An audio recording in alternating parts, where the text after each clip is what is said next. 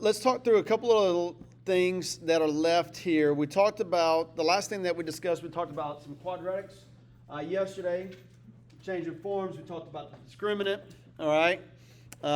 We need to talk about a couple other functions. We have our reciprocal function, which is 1 over x, all right?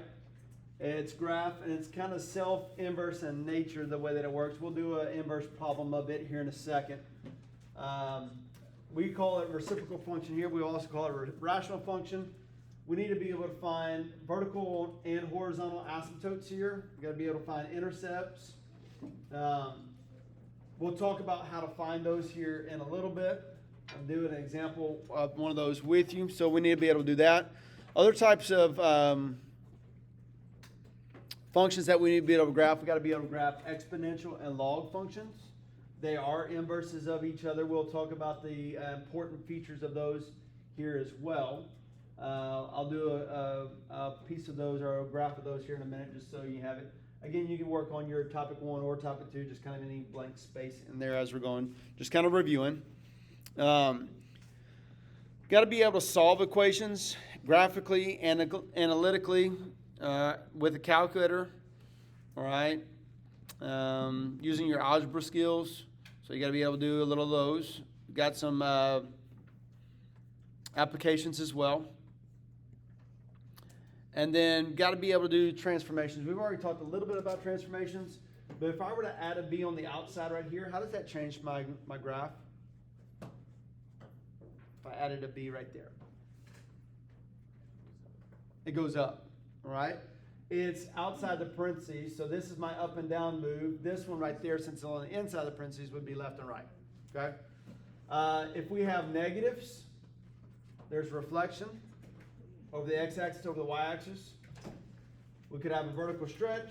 We could have a horizontal stretch and compression as well, all right? Just be mindful anytime it's inside the parentheses is working opposite. And then we could have composite transformations, which means I'm having more than one transformation at a time. So you've got to be able to look through there and got to be able to do the correct one first. Which one is the correct one? What do you do first? Where would you start on a composition function? Which rule would you use? Translation. Yeah, translation, use your PEMDAS. Work in the parentheses first. Then do exponents, then do multiplication, division, then do addition, subtraction if you need to. Okay? Links to a lot of little different things there. All right.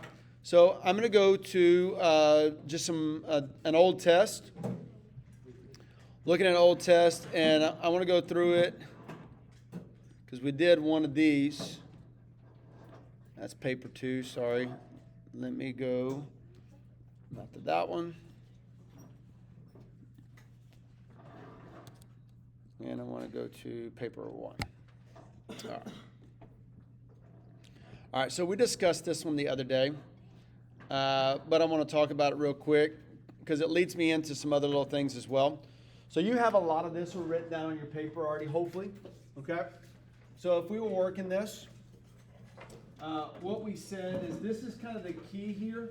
It says there's at least one real solution, which means b squared minus 4ac, if it's equal to 0, that means there's one solution. If b squared minus 4ac is greater than 0, if it's positive, then that means there's two solutions. This one's saying I need at least one. So I need at least one or two solutions. So I'm going to use a combination of that. I'm going to use b squared minus 4ac is greater than or equal to 0. Right? I know we discussed this one yesterday. Going back through it just real quick. So e to the 2x, I'm going to move the 3 over. So negative 3 e to the x plus natural log of k. I don't know that I did a great job of explaining this yesterday. This looks quadratic, and some of you are going, no, it doesn't. All right? So if I were to do this, this is e to the x that's being squared. So e to the x is kind of like my x in this problem. It's being squared. If I were to put that together, I'd have e to the 2x. This is negative 3 e to the x. E to the x is like my x there. And then the natural log of x, or natural log of k, is my c value. So what we did is we said the a value is 1, the b value is 3, and this is my c value. So we did negative 3 squared minus 4 times 1 times natural log of k equals 0.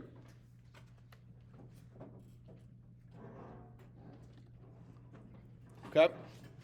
With that, we said this was 9. This is negative 4 natural log of k. And not equal to 0, but greater than 0. All right, greater than or equal to 2. And so I can move the 4k over there. I can move the 9 over there. We moved the 9 yesterday is what we did. We said negative 4 natural log of k is greater than or equal to negative 9. And we divided by negative 4. And we got to be careful there. When we divide by negative 4, natural log of k is, I got to flip my sign, and it would be negative over negative, which would be positive. So since I divided by a negative, I flipped. Okay? I think we were all kind of good to there. Now, I kind of rushed the last little bit of this yesterday, so that's why I'm wanting to go back to it. To get rid of a log, I'm going to have to raise it to the power of whatever I have here. All right, so if I have that log there, I'm going to put a base of e there, because an exponent is what cancels this. So I'm going to do that, so I'm going to do the e to the other side as well. This cancels, leaving me k, and k is less than or equal to 9/4. Now, I think I shared with you, I'm not sure if I did, but this one I did with the other class, that when I was working this, I normally get these tests about a week after you take them, which is going to be an interesting thing this year, because I'm not sure if I can share with you kind of thoughts and stuff, because we may be gone by then, all right? By the time I get it, we'll see, all right? And so, but when I first worked this, when I got it, and this is the answer that I provided, and I would have gotten a lot of points right on this, but I would not have gotten everything right on this, all right? Because I have to think about, if I'm going to check my work, I'm going to have to plug k back in, and where does k get plugged in?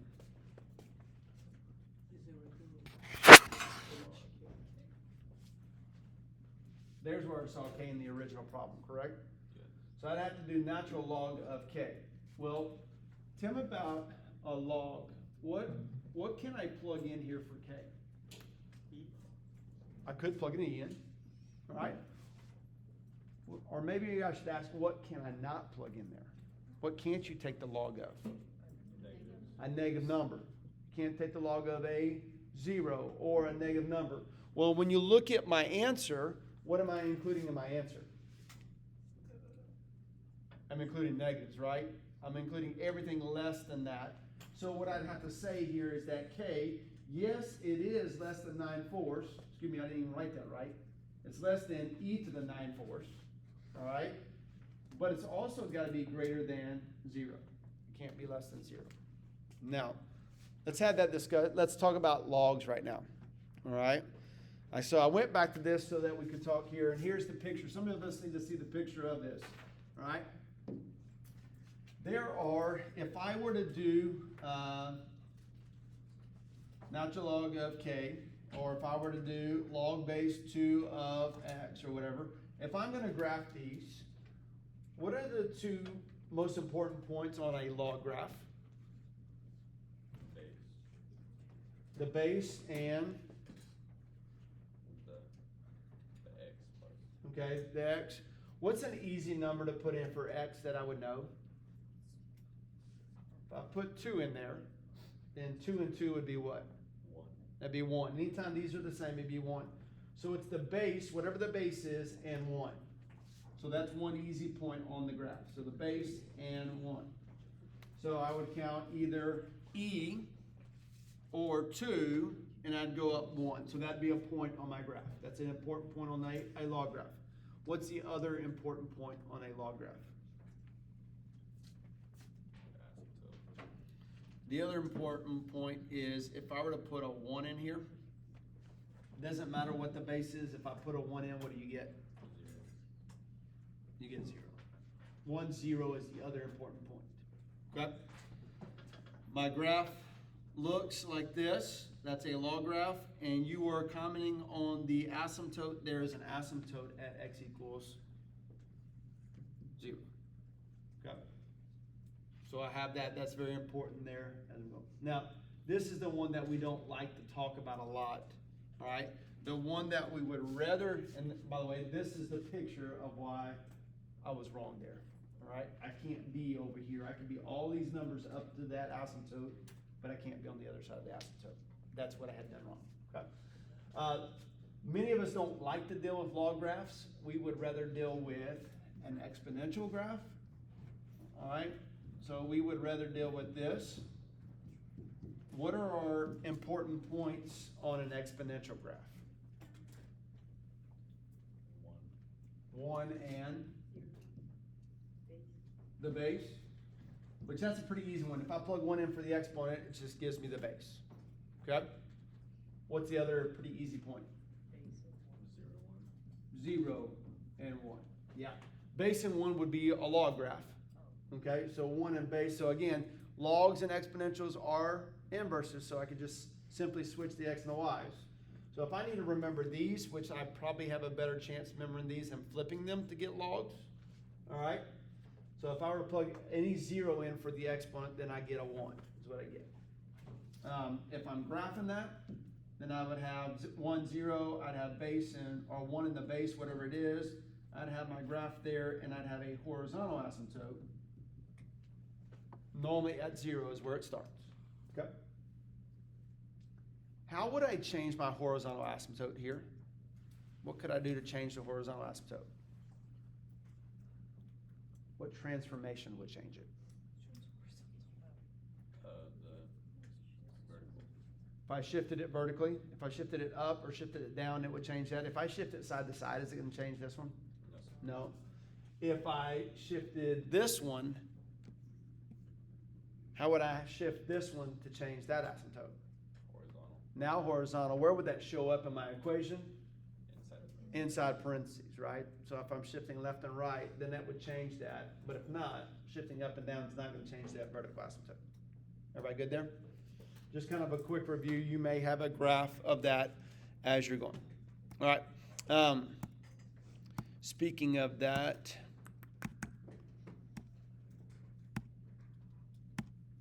thought I had one here, but I'll get one. Yeah, I'll put it up here. It's on the calculator part. So I'll pull up the calculator part. I'll give you a chance to look at this one. I want you to look at this one real quick. And this is an exponential. And I realize you don't have your calculator with you, but if you want to use your phone or whatever, you can use that as well. This was a question number 2 on the calculator part. Okay? So I'm going to give you some time to work, look at that, and then we'll discuss it. Is this in our package? This is not in your packet. Sorry. This is that 2-year-ago test I'm kind of going back to. So you don't have to write all this down. You just kind of maybe work it on there or whatever you want.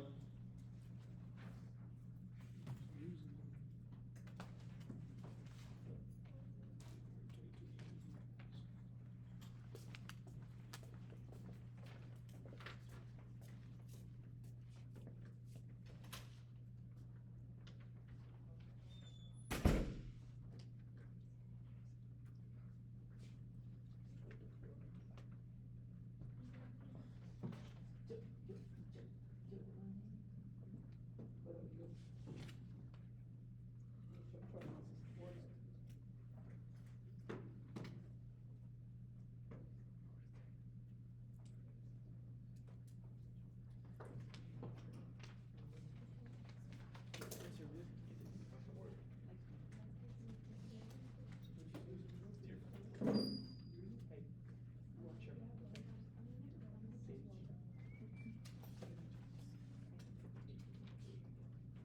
said what? I don't know who the hell Brian is. I'm willing to Brian the 7th. Tired. Don't you own the school? Yeah, I do. Fuck yes. I own you as well. What the? You own me. You'd be surprised. You own no energy. No, he's Caucasian. We don't put this weekend. It's not right now. Hell yeah. Carson was playing last time, but I was his friend. No, we own. I gotta work. Work where? True that. Money ain't gonna make it. Speaking of the truth. Ready. What? Money's not gonna make it.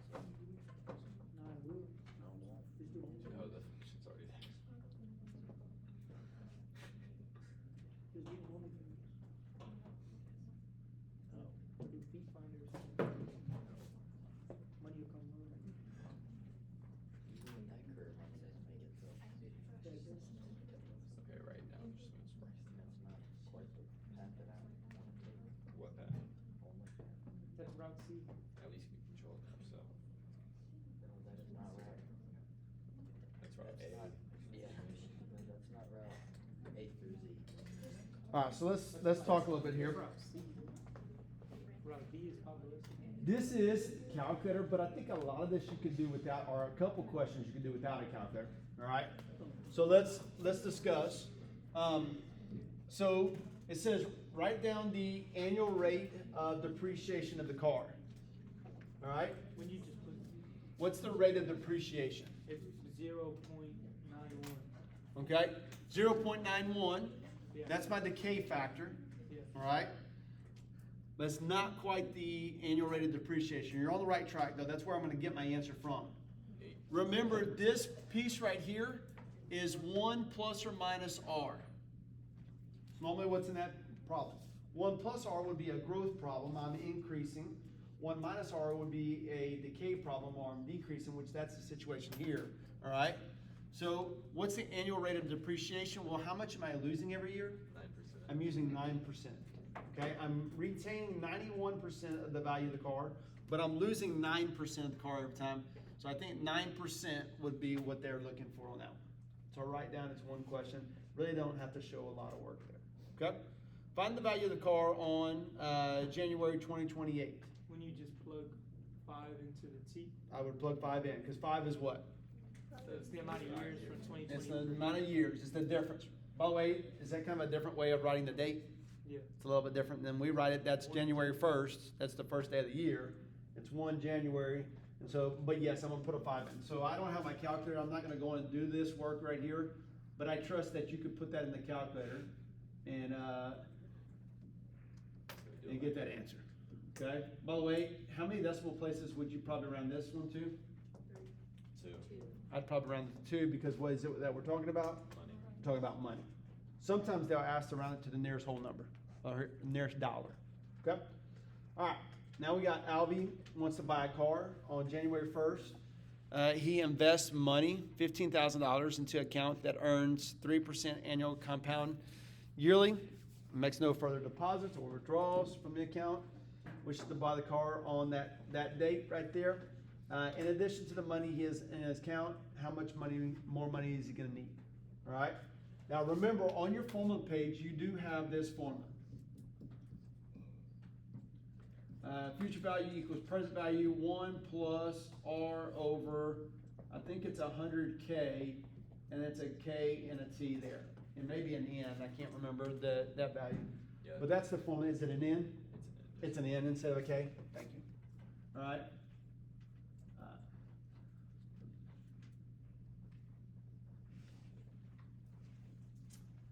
So if I was going to do this, what goes where? Where does the 15,000 go?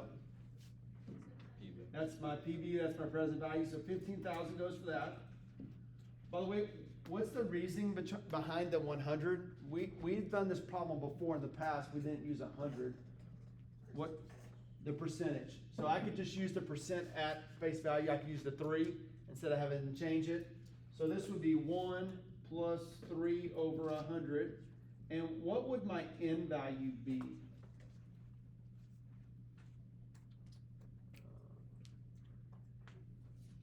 Five years. That's my T. Oh. My T is going to be 5. That's the time. Now I know on there it says, what does it tell me the N is? Because it tells me on the formula sheet. Number of years. N is number of years? Yes, sir. I did have a K. Oh, you used the T instead of the N instead of the K.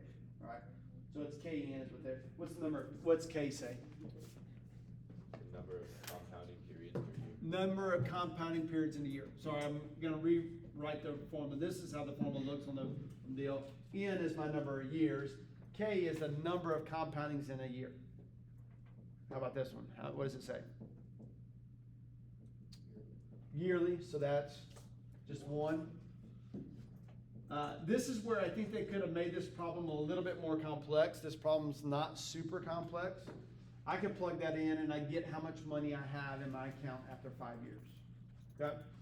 By the way, if this said compounded semi-annually, that would be a 2. If it said quarterly, that number would be a 4. And it's being both locations where I got that 1. If it said monthly, it would be 12. Okay? So I see how they could have made this a little bit more complex by doing that, but they kept it pretty simple here. Okay? Then, what do you got to do here? Find how much extra money he needs. Yeah, we got to figure out how much money I have, correct? Minus from what the car costs. By the way, don't use 40,000. Anybody would have subtracted from 40,000? That would have been the cost of the car in 2023 or whatever. But it's lost value over those 5 years, so we've got to adjust it for that. Okay? Everybody all right with that problem? I know we didn't finish it. We don't have the calculators. I think you can finish that as you're going. Good, you just stepping by. No, I was gonna say, you're actually teaching though. Yep. We had a change of plans. Okay. She was gonna move those still testing into here. Okay.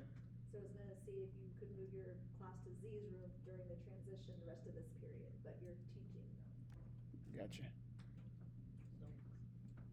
Where are you at in your teaching? About how many minutes? When do you need them in here? You're gonna move them in here before we move? Like towards the end of this period? That's fine. Well, just tell me when I gotta shut it off and we'll go. Can we do 10 minutes? Sure. Okay, thank you. Yep. And he's so great for being flexible, and y'all too. Y'all are fabulous. All right, here you go. They're welcome to get out of. Yeah. All right, here you go. Hey, let's look at this one. This is still paper 2. This is still a calculator paper. So I want you to look at that one real quick. Again, this is not in your notes. Just kind of look at the one on the screen.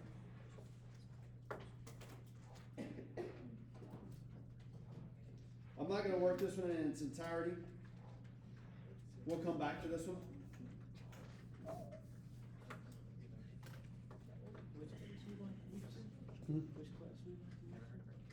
The one right next to where we are. To the right. Well, they've got people that are doing extended testing, and now we're gonna move them in here because it's a nice big room. Yeah. And so, so, I think that's not enough for maybe the library. Oh, really? I know that. I know. We'll figure it out. I had 6 period studies on. There were still people testing for history.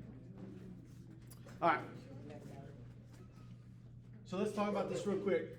This one, just the look of this one, the difference between a question number 2 and a question number 5 looks a little bit more lengthy, correct? Yeah. All right. By the way, it looks all crammed together. This would be the one that would be in your test booklet. All right. This is a mixture of some concepts. I'm just going to do the concept that deals with topic 2 right now, and we'll come back and look at the other topics later. So, what kind of function do we have?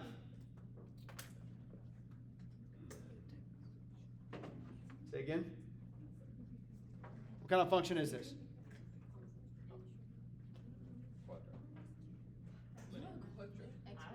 Exponential, thank you. We got it eventually. All right. This one right here, this first one, I think we can answer by hand. Now, you can do it in the calculator if you need to. But what's the initial temperature? 21. Wait, Not quite. 21. 75. Not quite. 96. 96. Oh, you gotta add. Okay. How do I find the initial temperature? The T value is 0. So if I were to plug a 0 in there, that's all 0. So e to the 0 is 1 times 75 is 75 plus 21 is 96. Bless you. All right. This is in Celsius. 100 degrees Celsius is boiling, so this is not quite boiling, so it's pretty hot. Okay. Is the second part of this question any different? No, it's just a different number, correct? So I plugged in 0 to start. This one will plug in 3. And so I would go 21 plus 75 e to the negative 0.08 times 3. Plug that in, I get that answer. Now, this is why this is a calculator problem. I need my calculator to assist me on that. Okay? But essentially, those two things are not any different. They're the same exact question, just 2 different numbers. Seeing if you understand what initial means. Okay? I'm not going to do part B on this one because what is it asking? The answer for part A. Oh, the That is the derivative. That is the slope. How fast is the rate of change happening at that 3 minutes or whatever? I'm not going to do that right now. We'll come back to that one. I'll save it when we do some of that. Okay. Here is the one other question I want to answer on this one. It's this last one right here. Find the temperature of the room.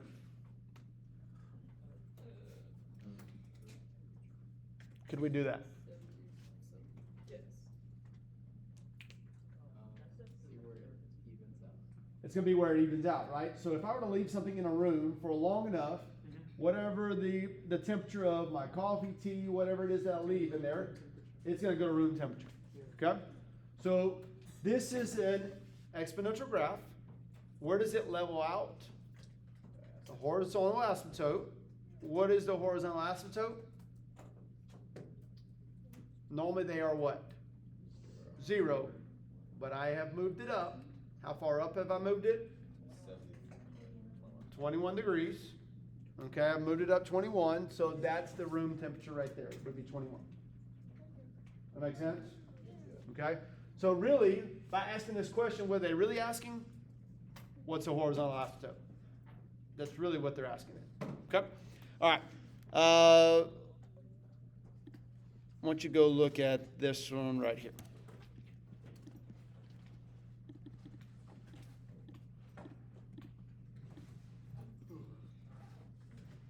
This is question 2, same year, but this is the non-calculator part. By the way, just looking at it, it looks a little bit easier, correct? Yeah. Doesn't look so crazy, so intense.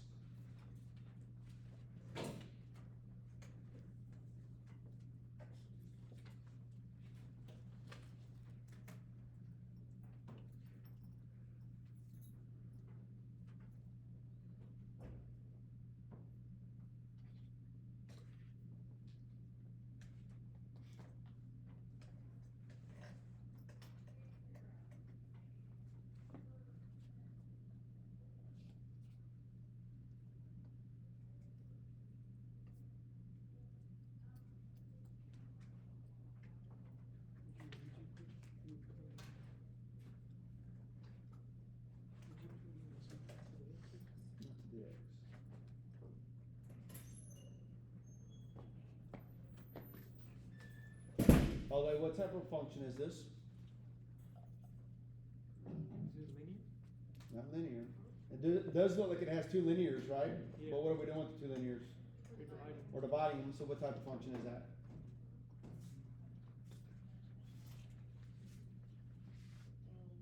Reciprocal or rational function. All right, so that's what these are, okay? How would I find a 0? Oh, would you plug in? Thank you, plug in a 0 for y. Because what's another name for a 0? An x-intercept. So if I'm looking for x-intercept, plug in 0. Now, what would be a very common mistake on this?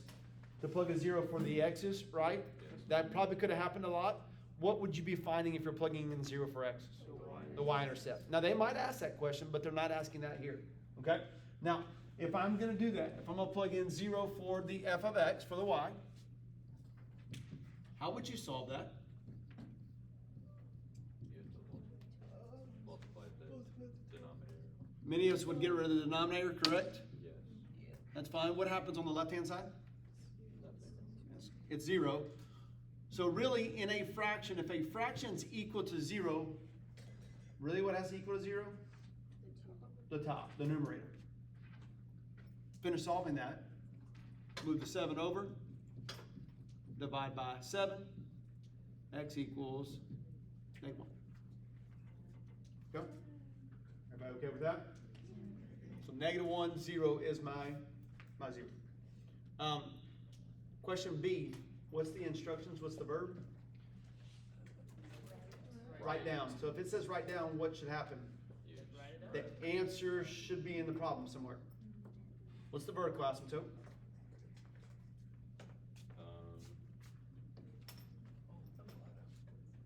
Somebody said oh. What's the answer? Can't be 2. So it's Right? Now, what is vertical asymptote? It's where the graph breaks apart because it's undefined. What can't go on the bottom? Two. A 2, but guess what? They already told me, correct? So, don't work hard, all right? They're gonna give me that in there, so be smart about what they're asking. Write down the answer somewhere, okay? Now, the horizontal asymptote was the harder of the two, okay? How do we find a horizontal asymptote?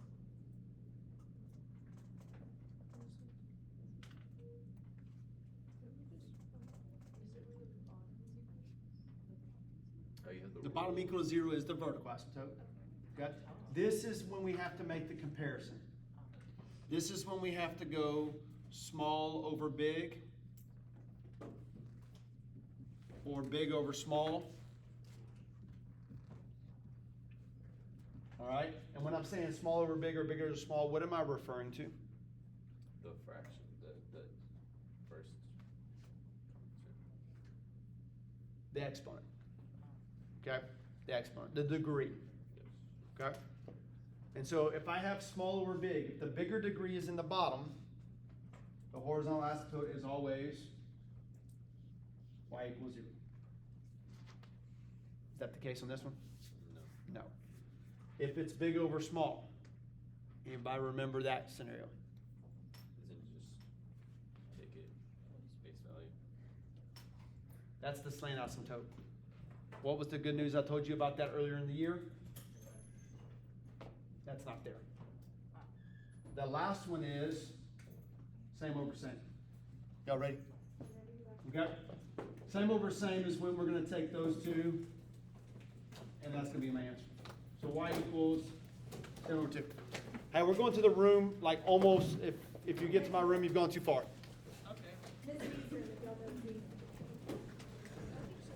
I don't. Literally the